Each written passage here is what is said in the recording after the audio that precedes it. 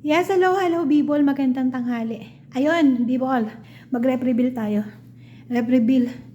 Ano bang meron sa rep na to? Napakalaki. Sana all. Malaki ang rep. Tingnan natin. First, side. Siksik, liglig, umaapaw. Meron po tayo ditong lettuce na bilog. Ayan, may kalabasa. May lettuce na bulog na nabubulok. May kamatis. May violet na repolyo. Ano to? Yun din, violet din na repolyo. Kasi papa-order to ng ng gulay. Meron tayo ditong zucchini. Meron tayo ditong peras ng sinangalan. Ayun yung manggang iniiyakan ko.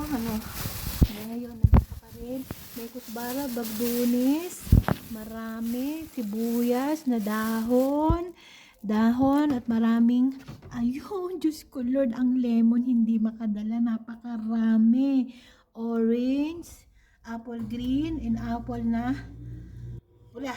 At ayun po ang aking repolyong nabudol, ayun po ang aming lemon, nandun po sa side na yun ng aming itlog. At marami siyang, ito, strawberry, meron din siyang, ubas na itim.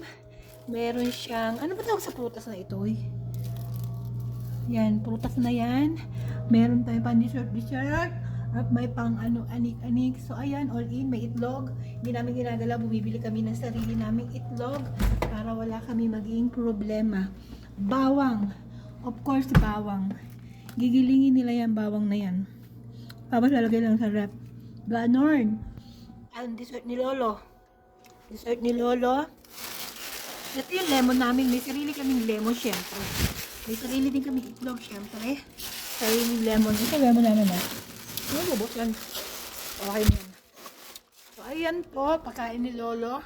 Lahat yan kay Lolo. Hindi sila nakakapag-grocery pa kasi kararating lang nila. Galing sa bakasyon. So, ayan.